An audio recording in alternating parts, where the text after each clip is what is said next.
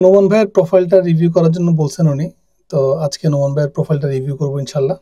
চলেন। কাভারটা চেঞ্জ করতে হবে ভাইয়া।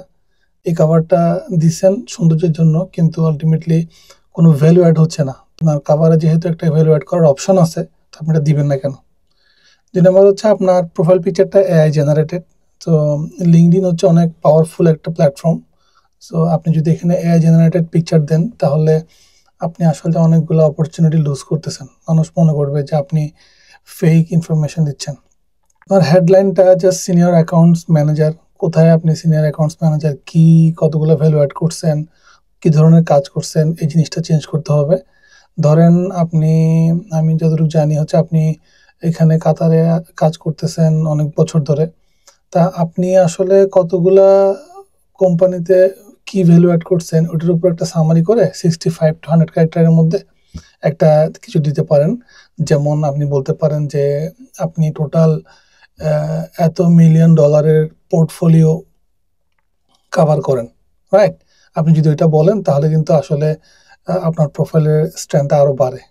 আমি বলবো যে আপনি আপনার অ্যাবাউটটাতে আপনি কিভাবে কাজ করেন, কখন থেকে কাজ শুরু করছেন, কাতারে আজকে কত বছর ধরে কাজ করতেছেন, এবং কোন কোন প্রতিষ্ঠানে আপনি কি কি ভ্যালু অ্যাড করছেন, এই জিনিসগুলোর উপর একটা স্টোরি নিজের ভাষায় লেখা।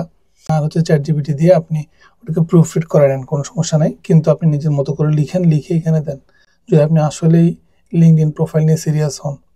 আপনার এক্সপিরিয়েন্সগুলা সবগুলাই হচ্ছে আসলে আপনার প্রোফাইলের সাথে, আপনার কোম্পানির পেজের সাথে কানেক্টেড না। তো সামহাও আপনাকে আপনার প্রোফাইলের সাথে আপনার কোম্পানি পেজ, এই যে দেখছেন না এখানে ছবিগুলো নাই, তো জিনিসটা আসলে গুড লুকিং না। তো আপনি আপনার প্রোফাইলের মানে কোম্পানির সাথে ডাইরেক্টলি কানেক্ট করবেন। 2 নম্বর হচ্ছে আপনার এখানে যেই জব রেসপন্সিবিলিটিগুলো আছে ওগুলো স্টোরি আকারে দিবেন। আমার প্রোফাইলে এক্সাম্পল আছে, আমার প্রোফাইলটা দেখে ওই অনুযায়ী স্টোরি আকারে দিবেন। একটু সময় দিতে হবে, ঠিক আছে ভাইয়া? আমি জানি আপনি আরও বেটার পজিশনে কাজ করেন, কিন্তু আপনি ওই জিনিসটাকে আপনার প্রোফাইলের মাধ্যমে এক্সপ্লেন করতে পারেন নাই। অনেকে আসলে চিন্তা করতেছে যে ভাই প্রোফাইলটা রিভিউ করে দিলে আমি মনে হয় বেটার ইয়া পাবো, কিন্তু আমার ইউটিউব চ্যানেলে আমি যেটা করছি সবগুলা স্ট্যান্ডার্ড যে প্র্যাকটিসগুলো ওগুলো কিন্তু আমি এখানে বলছি।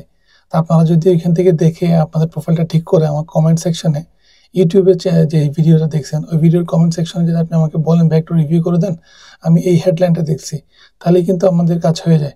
সো আমি ওটা করতেছি, আপনি দেখবেন অনেক শত শত মানুষকে এটা হেল্প করার চেষ্টা করতেছে। তো আমার জন্য দোয়া করবেন, ভালো থাকবেন। সালাম আলাইকুম।